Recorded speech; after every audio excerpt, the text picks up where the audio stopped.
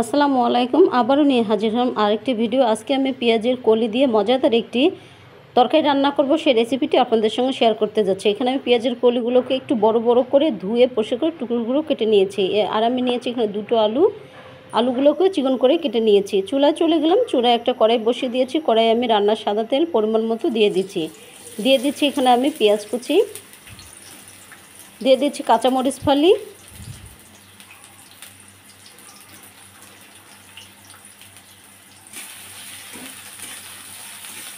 দিয়ে দিয়েছি, রসুনের ফালি। আর এখানে এখানে স্বাদ বাড়িয়ে দেওয়ার জন্য আমি এখানে শুটকি মাছ ইউজ করেছি। অবশ্যই আপনারা চাইলে এটাকে অ্যাভয়েড করতে পারেন, যারা পছন্দ করেন তারা অবশ্যই এটাকে দিয়ে দিবেন। শুটকি মাছের সঙ্গে পেঁয়াজ মরিচটাকে একটু ভেজে নিয়েছি। ভেজে নেওয়ার পরে আমি পেঁয়াজ কলিগুলোকে এর মধ্যে অ্যাড করে দিচ্ছি। দিয়ে কিছু সময় ভেজে নিয়েছি। নিয়ে এবার পরিমাণ মতো লবণ দিয়ে দিচ্ছি। পরিমাণ মতো হলুদের গুঁড়ো,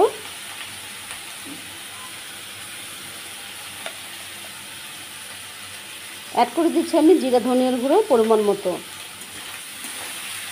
দিয়ে এবার মশলাটা ভালো করে কষিয়ে নিচ্ছি।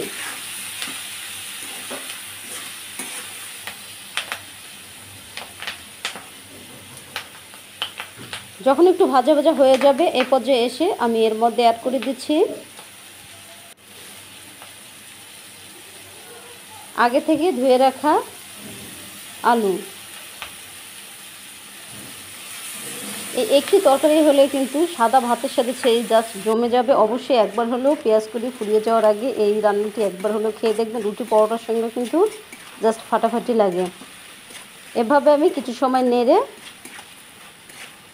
তরকারিটাকে রান্না করে নেব। আমি দেশি হোমমেকার ওয়েলকাম করছি বরাবরের মতো আরেকটি ভিডিও। আশা করছি আজকের রেসিপিটিও ভালো লাগবে।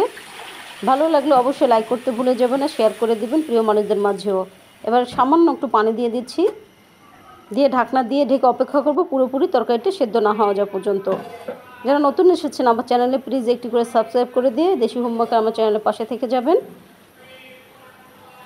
পানিটা অনেকটা শুকিয়ে এসেছে।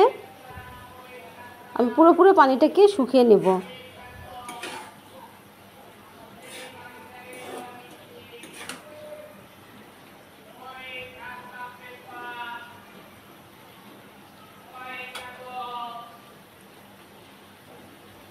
ঘরে যদি মাছ মাংস না থাকে তাহলে কিন্তু এই রেসিপিটি একবার হলেও ট্রাই করবেন। সবাই অনেক পছন্দ করবে। তৈরি হয়ে গেলেও কিন্তু ঝটপট পেঁয়াজের পাতা বা পেঁয়াজ কলির এই মজাদার তরকারিটি অবশ্যই একবার হলেও বাসায় ট্রাই করবেন। সবাই অনেক মজা করে খাবে। আজ এখানেই শেষ করব। সে পর্যন্ত আপনাদের সুস্বাস্থ্য কামনা করছি। সবাই সুস্থ থাকবেন, ভালো থাকবেন।